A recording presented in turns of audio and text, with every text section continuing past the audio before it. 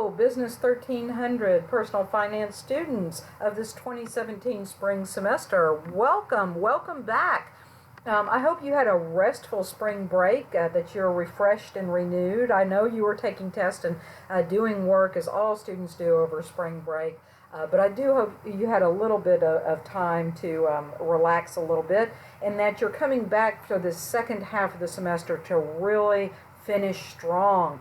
You've knocked out 50% of the work. You've done good, you've focused, you've put all your energy in, and now you want to build on that. You don't want to let that go. You want to just capitalize on that and build on top of it so that you finish with the best grade possible. All right? So I wanted to touch base with you very quickly just to go over 3 important things. Expand that so you can see that well.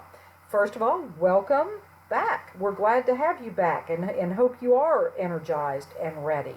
And I want to touch base on 2 other things, which is a quick schedule check, talk about the fact that you have 2 chapters due this week, and then just help you understand your grades in the class so that you can monitor your process, your success, and always know at any given time, this is where I'm at in the class, and can I push myself a little harder? Can I go up a letter grade? What do I have to do, and where do I stand? And that's important to keep you on track. So let's talk about that. All these things. Goodness. Okay. Welcome. I think we've accomplished that. Hopefully you feel welcomed back. So let's talk about the schedule a little bit. Here I am in pause, in the course in pause, and if I go under content, you may recall back at the beginning of the semester, you started out and you clicked on Getting Started. I also had emailed you some of this information, and so you may have it in your emails as well. And you went through and read about different aspects of the course, and hopefully you printed or you keep close to you your syllabus as well as the class schedule. Let me briefly talk about the syllabus, because as we enter into the second part of the semester, the common question is, how do I calculate my grade? And do I have a drop grade in this? And how do I do these certain things? And for that information, most of your instructors, and certainly this applies to me, reference the syllabus. If I teach multiple classes, which I do, then sometimes I can get confused. And so the most reliable way for me to answer that question is to look at the syllabus. So if you have a question, I would encourage you to look at the syllabus. You open it up and you say, yep, this is what she said. She said we have a drop grade here, or we do not have a drop grade there, whatever the case may be, so that you know what I'm looking at. I mean, that's your, people call it a contract. I don't want to call it a contract because, sometimes things change on that. But that is the guiding light anyway. It keeps you on track for our course. Okay, now the schedule. Let's talk about the schedule. I'm going to open that up because you definitely want to keep this in front of you. And many students copy the schedule to their personal calendar because you balance this with your jobs and your family responsibilities and all that. But this is a good time after this spring break that we're coming back from to make sure that you're on track with everything. So let me just pull that up. This is our schedule here, and I'm going to quickly move back to the top because at the beginning of the semester, you probably looked at this schedule and said, 5 pages, oh my gosh. And this is a great time to say, look at all the work that I've done. On page 1, remember when you were getting started and you said, I don't even know what I'm doing. Look at all this work. It looks overwhelming. And now you're like, oh yeah, I did that. Remember when I was panicking because I saw this guy and he looked like he was so busy and I was scared, and gosh, check that off, no problems. And then you finished chapter 1 and you did your first discussion board posting and your first quiz. And you said, yeah, I did that. Check that off. And you move through every chapter, 2, 3, 4, 5, and got all this great knowledge into chapter 6. And then you said, wait, spring break is coming, but I have a test also. So you planned your test time, and everyone in the class did a good job, went in there, took that test, which is fantastic. I'm going to talk about that. And now, as you're returning from spring break, you say, wait a minute here. I have 2 chapters due this week, so I need to keep my eye on that due date because I actually have 4 things due this week rather than 2. I have 2 chapter quizzes and I have 2 discussion board postings. So I really wanted to point that out to you so that you would know that that's coming. And of course, you can keep looking forward at the work that lies ahead so that you keep ticking it off just like you have for these last couple pages of this schedule. So again, in pause, here I am in pause, and we said there's the syllabus and there's the schedule under getting started. You just finished test 1. Let me tell you just a little information about test 1. We had 11 folks participating. That's very good. You're all out there working. The class average was an 86%, so good job for you. That means that by and large the class did very well. Now, obviously that means some people did better. The top score was a 96%, so if that's you, give yourself a big pat on the back. If that's not you, strive to be that top score next time so that you're always doing your absolute best. Obviously some people did a little less. Maybe did not do as well. Do not get discouraged. The thing is to dig in and do well on these next assignments, including the test, because the quizzes, the assignments, help you to prepare for the test. So if you're like me, what I do is when I'm in this content area, I click on the categories. So you probably see Chapter 7, and you want to make note of that due date, about a week away, a little less than a week away. We have the quiz and we have the discussion board posting. But don't forget, click ahead to Chapter 9 because you have 2 chapters due this week. So you'll notice the due date is the same. Chapter 9 quiz, Chapter 9 discussion.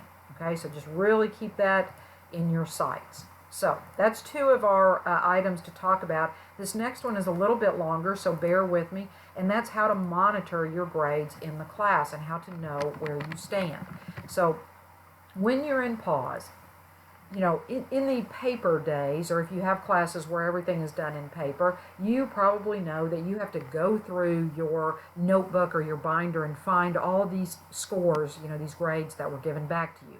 In pause, all you have to do is click on assessment and then grades.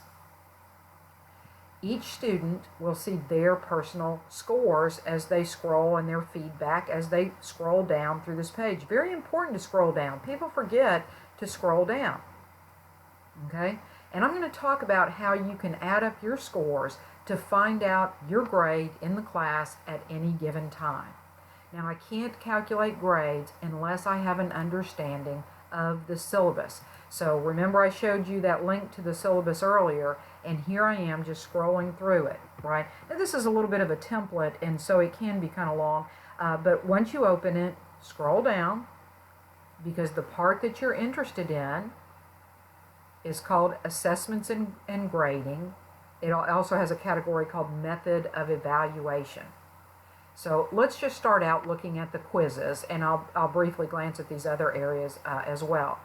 You see that we have a lot of quizzes in this quiz chapter, and we're not through with the semester yet, so there's no sense in looking at the total. Let me minimize this so you can see.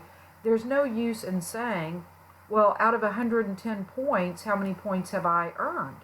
Because you have not yet had the opportunity to complete the quiz 7, quiz 9, quiz 10, quiz 11, quiz 12. So naturally you have zeros for all those yet. But that's not your real grade in the class. You know, it'll improve as you have the opportunity to complete those quizzes. Instead, let's look only at the quizzes that you have had the opportunity to complete.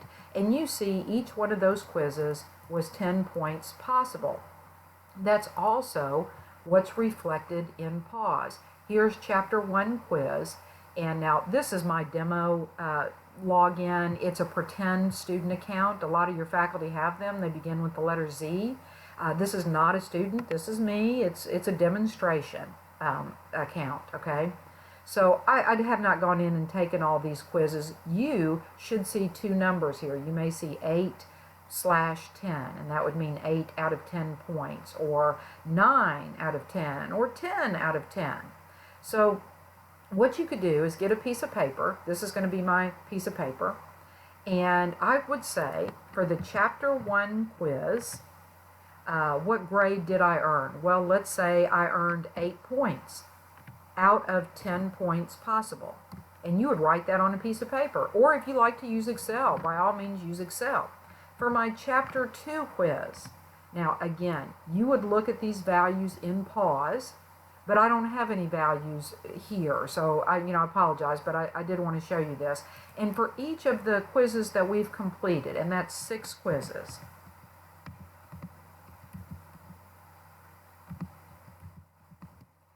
I know that each one of those quizzes I could have earned, there were 10 points possible. So I'm going to put 10, 10, 10.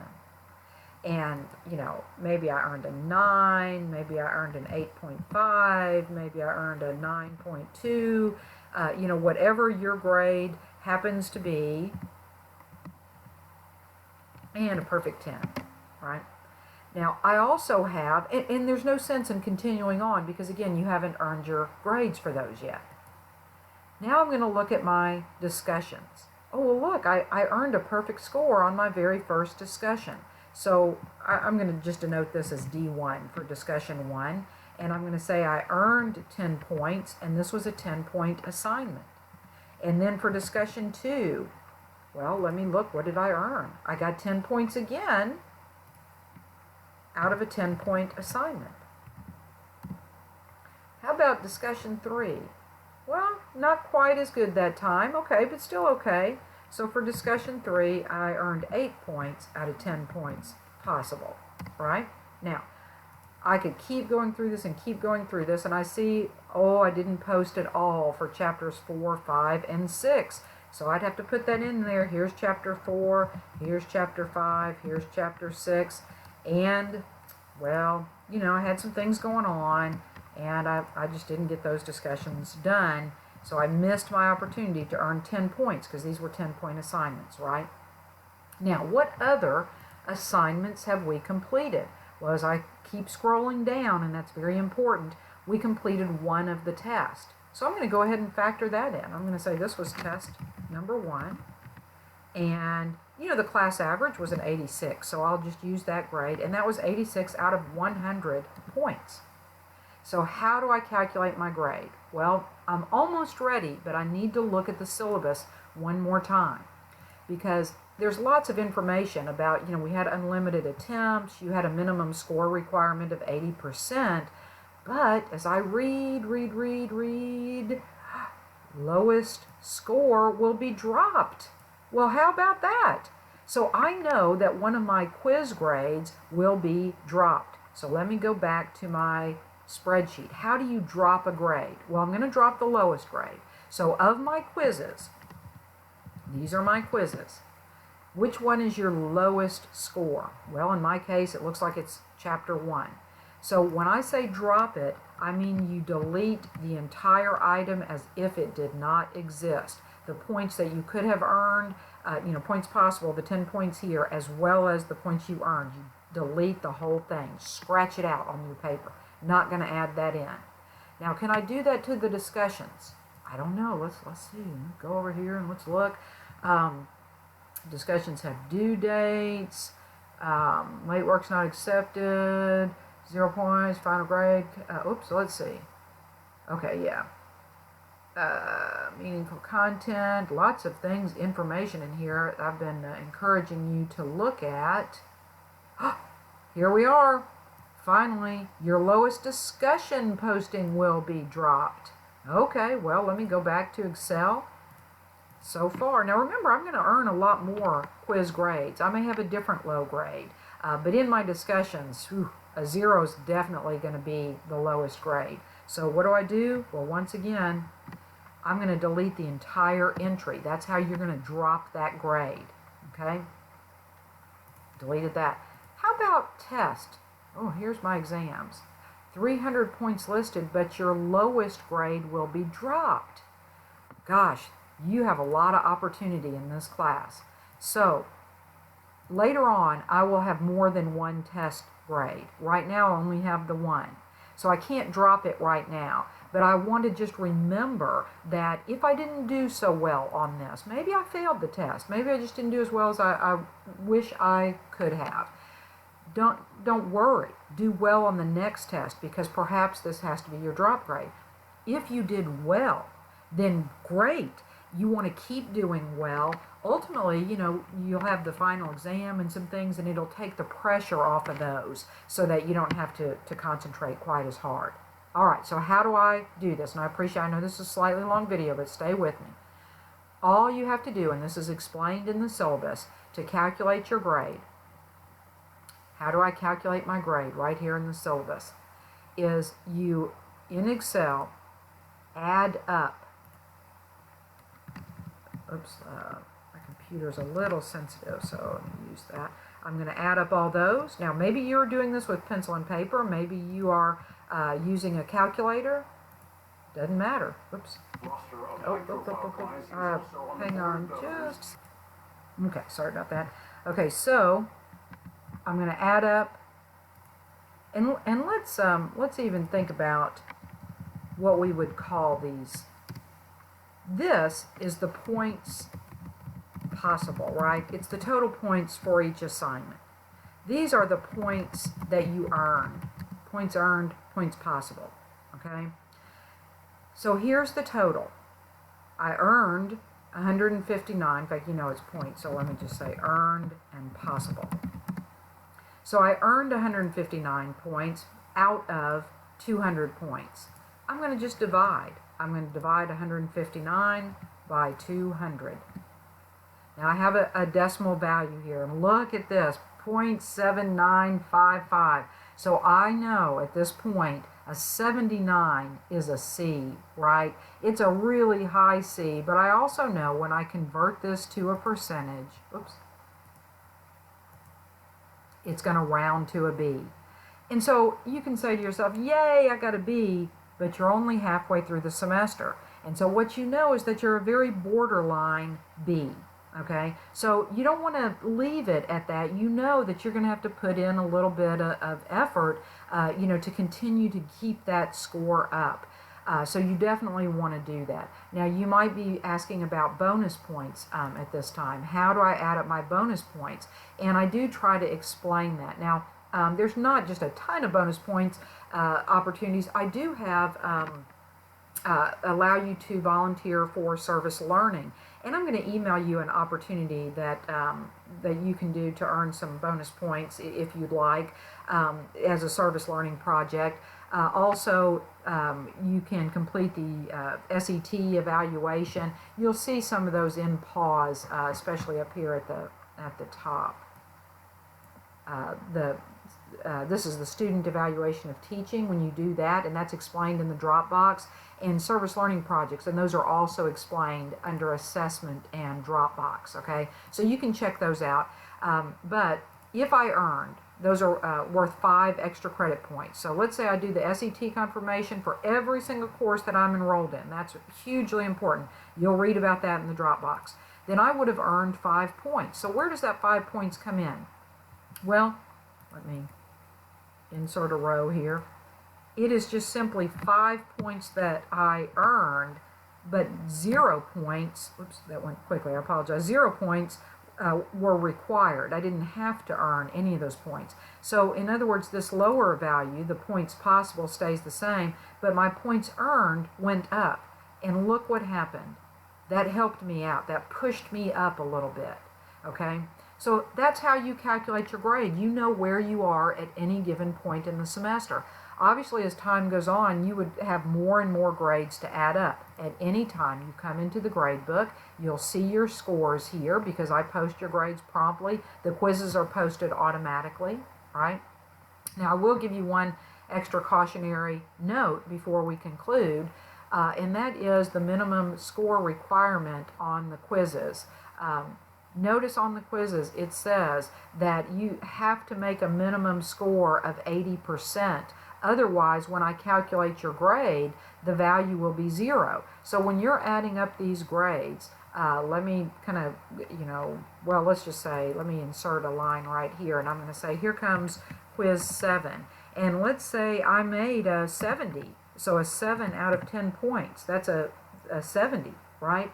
That doesn't count. The syllabus very clearly tells me, look, if I made, anything less than an 80%, that is going to become a 0 during the calculation of my grade. So no sense in recording that as 7 points, because you're not earning 7 points towards this total.